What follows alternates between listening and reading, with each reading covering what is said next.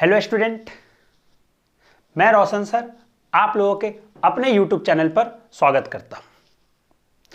आज हम लोग डिस्कस करने वाले हैं मैथमेटिक्स का सिलेबस, जो उन बच्चों को पढ़ना है जो पॉलिटेक्निक के फर्स्ट सेमेस्टर में एडमिशन लिए हैं।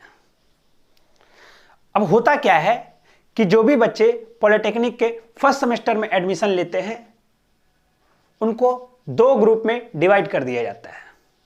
ये जो दो ग्रुप में डिवाइड करते हैं ये हम लोग on the basis of branch करते हैं। ब्रांच के बेसिस पे हम बच्चों को दो ग्रुप में डिवाइड कर देते हैं। एक ग्रुप का नाम हो जाता है ग्रुप ए और एक ग्रुप का नाम हो जाता है ग्रुप बी।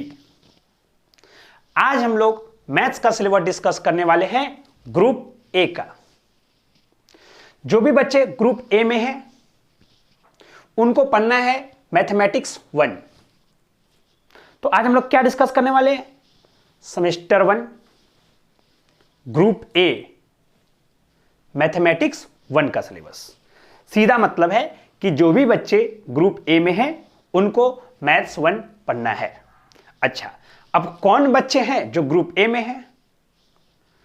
वो बच्चे ग्रुप ए में हैं जिनका ब्रांच मैकेनिकल इंजीनियरिंग है, जिनका branch computer science and engineering है, जिनका ब्रांच इलेक्ट्रिकल इंजीनियरिंग है, जिनका ब्रांच ऑटोमोबाइल इंजीनियरिंग है, या फिर जिनका ब्रांच इलेक्ट्रिकल एंड इलेक्ट्रॉनिक्स है। जो भी बच्चे ये लोग हैं इनको हम लोगों ने ग्रुप ए में रखा हुआ है। तो ग्रुप ए में हम लोगों को मैथ्स 1 पढ़ना है और मैथ्स 1 में हम लोगों को टॉपिक सिर्फ 3 ही पढ़ने हैं, जिसका नाम है यूनिट नंबर 1, यूनिट नंबर 2 और यूनिट नंबर 3। बोलो क्लियर है?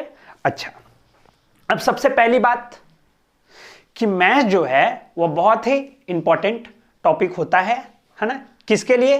जो इंजीनियरिंग कर रहे होते हैं। या तुम पॉलिटेक्निक इंजीनियरिंग करो या तो फिर तुम बीटेक इंजीनियरिंग करो, सही है? या तो फिर तुम बीटेक करो। मैथ्स का रोल हमेशा बहुत ही अच्छा रहा है, सही है? ये बहुत ही ज्यादा स्कोरिंग सब्जेक्ट है, इसमें बहुत सारे मार्क्स आते हैं। अच्छा, जहां तक बात है मार्क्स का, तो मैथमेटिक्स 1 जो टोटल होता है वह 100 मार्क्स का होता है। मैथमेटिक्स 1 कितने नंबर का होता है? 100 मार्क्स के होते हैं मैथमेटिक्स 1। अच्छा, मैथमेटिक्स 1 कितने मार्क्स का? 100 मार्क्स का। बोलो क्लियर है? अच्छा, इन 100 मार्क्स को हम लोगों ने दो भागों में बांट के रखा हुआ है। पहला भाग 70 मार्क्स का होता है और जो दूसरा होता है वह 30 मार्क्स का होता है। ठीक है, हम सिर्फ चेंज कर देते, इधर कर देते उसको और इधर कर देते उसको, है ना? ये 30 और ये 70। अच्छा, तो 100 मार्क्स को कितने भागों में बांटा गया? दो भागों में बांटा गया। एक बोला गया 30 मार्क्स का और एक बोला गया 70 मार्क्स का। इसका मतलब अगर आपको 100 मार्क्स का एग्जाम होगा तो आपको दो रास्ते से गुजरने होंगे। पहला रास्ता को 30 मार्क्स में इंटरनल एग्जाम कहा जाता है और जो दूसरा है इसको हम लोग एक्सटर्नल एग्जाम कहते हैं। बोलो क्लियर है? मतलब कि 100 मार्क्स का एग्जाम तो होता है लेकिन जिसमें से 30 नंबर का एग्जाम इंटरनल होता है। इंटरनल एग्जाम कहने का मतलब कि कॉलेज के अंदर होता है, इसलिए नाम क्या है? इंटरनल। अच्छा, और जो नेक्स्ट एग्जाम जो है वह क्या है? 70 मार्क्स का एग्जाम है, जो कैसे होता है? एक्सटर्नली होता है। बोलो क्लियर है ना? फिर से मैं सिंपल साधारण तरीके में समझाने की कोशिश करता हूं। मैथमेटिक्स 1 100 मार्क्स का होता है। 100 मार्क्स में 30 मार्क्स इंटरनल होता है और 70 मार्क्स एक्सटर्नल होता है। 30 मार्क्स इंटरनल होता है, इसका मतलब यह बात है कि ये कॉलेज के अंदर में एग्जाम होता है और 70 मार्क्स का ये जो एग्जाम होता है वह एग्जाम होता है कैसा? तो एक्सटर्नल। जैसे कि आप लोग जब 10th का एग्जाम दिए थे तो 10th के एग्जाम जब दिए थे तो स्कूल हमने चेंज करा था। क्या उसी स्कूल में दिया था जिस स्कूल से हमने फॉर्म भरा था? नहीं, दूसरे स्कूल में जाके दिया था। तो इसको हम लोग बोलते हैं एक्सटर्नल एग्जाम। बोलो क्लियर है? अच्छा, तो हम लोग मेनली फोकस करेंगे एक्सटर्नल एग्जाम के ऊपर। तो एक्सटर्नल एग्जाम के ऊपर अगर हम लोग फोकस करते हैं तो ये 70 मार्क्स में क्या होता है कि एक एक मार्क्स का 20 ऑब्जेक्टिव होता है। एक एक मार्क्स का कितना ऑब्जेक्टिव होता है? 20 ऑब्जेक्टिव होता है। अच्छा, फिर क्या होता है? फिर होता है 4-4 मार्क्स के 5 क्वेश्चन। ये भी कितने होते हैं? 20 होते हैं। याद क्या रखना है कि जितना भी 5 क्वेश्चन है सभी क्वेश्चन में और लगा हुआ है। मतलब अगर तुमको ये नहीं आता है तो इसको सॉल्व करो।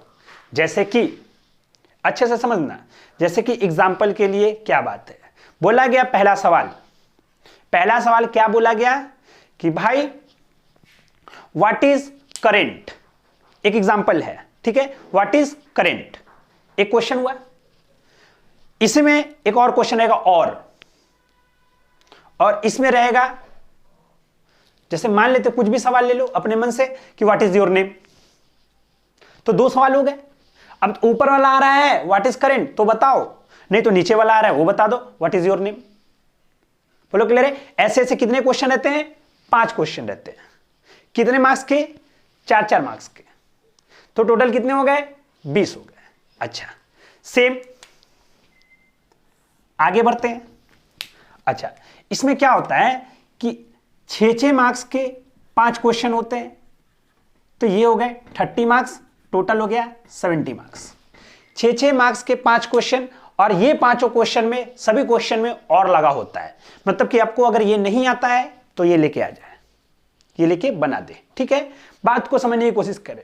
ये अरेंजमेंट कुछ इस तरीके से करा गया है ताकि आप ज्यादा से ज्यादा मार्क्स ला सके। हर क्वेश्चन में और है, तो आसानी से अगर हम लोग ढंग से पढ़ते हैं तो हम लोग नंबर ला सकते हैं। अच्छा, अब मैथ्स जो है वो बहुत ही स्कोरिंग सब्जेक्ट है, ठीक है। अच्छा, कोई भी कंपिटेटिव एग्जाम हो, कोई भी कंपिटेटिव एग्जाम आज के डेट में हो रहा है, तो क्या हो रहा है उसमें कि हम लोग जो जॉब हो रहा है, सी जॉब तो हो ही रहा है, लेकिन ये जो कंपिटेटिव एग्जाम जो हो रहे थे, जिससे पहले होते थे और जो अभी हो रहे हैं, उसमें बहुत सारे अंतर आ गए हैं। पहले क्या होता था कि अगर हमको गवर्नमेंट जॉब लेना है तो कंपिटेटिव एग्जाम देके जाना होता था, लेकिन अभी क्या हो रहा है कि नंबर बेसिस पे ही सिलेक्शन हो रहा है। मतलब कि जितना ज्यादा नंबर आएगा आपका डिप्लोमा में, उसी के बेसिस पे जॉब हो सकता है तुम्हारा। तो अगर तुमको अच्छा नंबर लेके आना है, तो तुमको मैथ्स में अगर अच्छा नंबर लेके आ जाते हो तो ओवरऑल तुम्हारा कुछ ना कुछ इंप्रूवमेंट होगा, क्योंकि मैथ्स ही मेन ऐसा सब्जेक्ट है जिसमें तुम 70 में 70 लेके आ सकते हो। एक्सटर्नल वाली की बात कर रहा हूं मैं, सही है। तो आसानी से हो सकता है, ज्यादा से ज्यादा स्कोर कर सकते हैं हम लोग। अगर देखो एक एक सब्जेक्ट, हर सब्जेक्ट में अगर ज्यादा से ज्यादा स्कोर करेंगे, तभी तो जो डिप्लोमा का जो ओवरऑल रिजल्ट होगा उसके नंबर में इंक्रीमेंट होगा। बोलो क्लियर है? इसलिए हम लोग कुछ इस तरीके से पढ़ेंगे ताकि हम लोग का ज्यादा से ज्यादा मार्क्स आ सके। तो अब हम लोग को मैथ्स 1 में पढ़ना कितना टॉपिक है? तो मैथ्स 1 में हम लोगों को पढ़ना है 3 टॉपिक। पहला टॉपिक का नाम है ट्रिग्नोमेट्रिक। अच्छा, तो कई बच्चे सवाल पूछ सकते कि सर ये सब में तो सब टॉपिक लिखाया गया है, लेकिन ट्रिग्नोमेट्री में क्यों नहीं लिखाया गया? ट्रिग्नोमेट्रिक में हम लोग जितना भी ट्रिग्नोमेट्रिक होता है, ट्रिग्नोमेट्री में पढ़ना होता है, सारा कुछ पढ़ेंगे, इसलिए हम लिखे नहीं है। ऐसा तुम लोग समझना है तो समझ सकते हो, यहां पर लिख सकते हो ऐसे सब कुछ, है कि नहीं? ट्रिग्नोमेट्री में हम लोग सब कुछ पढ़ेंगे, इसलिए हम लोग सब टॉपिक नहीं लिखाए हैं। ठीक है, चलो आ जाओ। जो यूनिट नंबर 2 है, यूनिट नंबर 2 में हम लोग को पढ़ना है कोऑर्डिनेट ज्योमेट्री। कोऑर्डिनेट ज्योमेट्री में हम लोगों को सब टॉपिक दिया हुआ है। कोऑर्डिनेट ज्योमेट्री में हम लोग को पढ़ना है equation of straight line. Straight line का इक्वेशन हम लोग को पढ़ना है। Intersection of 2 line. देखिए एकदम अच्छे से, मान लेते हैं कि एक लाइन ऐसे है, तो इस लाइन का इक्वेशन क्या होगा, ये चीज पढ़ना है। बोलो क्लियर है? दूसरा, इंटरसेक्शन ऑफ 2 लाइन्स। एक लाइन ऐसा है और एक लाइन ऐसे है, तो ये लोग दोनों यहां पर कटा, तो इस पॉइंट को हम लोग बोलते हैं इंटरसेक्शन पॉइंट, जहां पर कटा है। तो ये पॉइंट कितना है, इसके बारे में यहां पर पढ़ेंगे। अच्छा, बोला एंगल बिटवीन 2 लाइन्स, ये लोग दोनों के बीच का एंगल कितना है?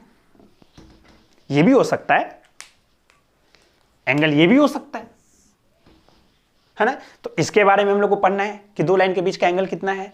अच्छा, पैरेलल लाइंस क्या होते हैं और परपेंडिकुलर लाइंस क्या होते हैं? जैसे कि एक लाइन ये है, एक लाइन ये है, तो ये दोनों क्या हो गए, पैरेलल लाइन हो गए। एक लाइन ये है, एक लाइन ये है, तो ये लोग दोनों लाइन कैसे हो गए, परपेंडिकुलर लाइन हो गए। तो इसके बारे में भी हमको पढ़ना है। अच्छा, उसके बाद हम लोग पढ़ना है परपेंडिकुलर डिस्टेंस फॉर्मूला। मतलब कि मान लेते हैं, अच्छे से देखना, मान लेते हैं कि कोई एक पॉइंट यहां पर है और ऐसे कोई लाइन है, बोलो क्लियर है। तो इस पॉइंट से इस लाइन के ऊपर एक परपेंडिकुलर हम लोग डालेंगे, तो इस परपेंडिकुलर की लंबाई कितनी होगी, ये चीज हम लोग को पढ़ना है, परपेंडिकुलर डिस्टेंस फॉर्मूला।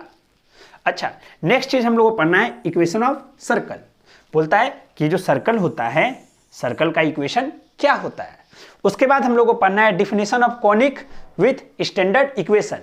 मतलब कि हम लोग को पढ़ना है इलिप्स के बारे में, हम लोग को पढ़ना है पैराबोला के बारे में। ठीक है, यहां तक की बात ये हो गई, सिंपल बात है एकदम, इसमें कोई टफ चीज नहीं है। ठीक है, अच्छा, उसके बाद हम लोग को पढ़ना है एलजेब्रा। एलजेब्रा में हम लोग को पढ़ने हैं 5 टॉपिक। पहले टॉपिक का नाम है कॉम्प्लेक्स नंबर। वैसा नंबर, कैसा, वैसा नंबर जो x प्लस आई वाई के फॉर्म में हो, वैसा नंबर जो x प्लस आई वाई के फॉर्म में हो, ऐसे नंबर को हम लोग कॉम्प्लेक्स नंबर बोलते हैं। उसके बाद हम लोग को पढ़ना है पार्शियल फ्रैक्शन। उसके बाद हम लोग को पढ़ना है परमुटेशन एंड कॉम्बिनेशन। सही है, अच्छा, उसके बाद हम लोग को पढ़ना है बाइनोमियल थ्योरम। और लास्ट टॉपिक हम लोग को पढ़ना है डिटर्मिनेंट एंड मैट्रिक्स। बोलो क्लियर है। तो ये सब टॉपिक हम लोगों को पढ़ने हैं।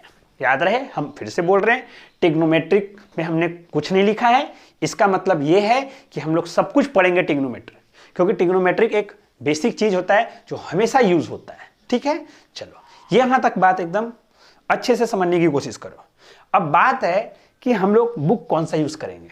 फिर से जो हम लोगों को बुक यूज करना है, वह बुक यूज हम लोग करेंगे कौन सा बुक, तो हम लोग बुक जो होगा वो केसी सिन्हा का बुक होगा। सही है, हम लोग केसी सिन्हा का बुक ले लेंगे और उसी से पढ़ेंगे। अच्छा, अगर हम लोग केसी सिन्हा का बुक ले लेते हैं तो हम लोग क्या होगा कि मैथमेटिक्स 2 भी हम लोग, तो जब सेकंड सेमेस्टर में जाओगे तुम लोग तो वहां पे मैथमेटिक्स 2 पढ़ना होगा। ठीक है, तो वहां पर भी काम आ जाएगा वो बुक। ठीक है, तो एक बार बुक लेंगे और दोनों बार पढ़ लेंगे दोनों सेमेस्टर में। बोलो क्लियर है। अच्छा, तो अब हम लोगों को क्या करना है कि हम लोग को मेहनत करना है। तो मेरे पास दिमाग है, तुम्हारे पास ब्रेन बहुत ज्यादा है। कैसे, क्योंकि तुम लोग कॉम्पिटिटिव एग्जाम दे के आए हो, तो इसका मतलब यह है कि तुम लोग कमजोर स्टूडेंट तो हो नहीं, तुम लोग स्टूडेंट तो स्ट्रांग हो ही। तुम्हारे पास दिमाग है, इसका मतलब तुम बहुत अच्छे स्टूडेंट हो। तो अब क्या होता है कि जैसे ये एग्जाम निकल जाता है तो हमको लगता है कि हमने बहुत बड़ा कर लिया काम। तुमने बड़ा काम करा है, लेकिन वो आगे के लिए उतना बड़ा नहीं है जो तुम करके आए हो। अभी भी इसका मतलब यह है कि तुमने कॉम्पिटिटिव एग्जाम निकाला है, इसका मतलब तुमने सक्सेस की तरफ एक कदम बढ़ाया है। तुम अभी सक्सेस नहीं हुए हो, लेकिन हाँ, तुम कदम बढ़ाए हो, तुम रास्ता सही जा रहे हो, क्योंकि तुमने कॉम्पिटिटिव एग्जाम निकाला है। तो अब हमको करना क्या है, हम लोग को सिर्फ अब मेहनत करना है ना। हम लोग को कभी भटकना नहीं है। जिस काम के लिए हमने एडमिशन लिया है वह काम हम लोग को हमेशा करते रहना है। सही है, कभी भी इधर उधर ध्यान नहीं लगाना है और एकदम अच्छे से पढ़ाई करना है, क्योंकि जो तुम पढ़ोगे, जितना अच्छा पढ़ोगे उतना ही अच्छा बनोगे। ठीक है, तो हम लोग नेक्स्ट क्लास में अपना सिलेबस स्टार्ट करेंगे और हम लोग यूनिट नंबर 1 पढ़ेंगे, जिसका नाम है ट्रिग्नोमेट्री। ठीक है, फिर मिलते हैं हम लोग नेक्स्ट क्लास में। Thank you.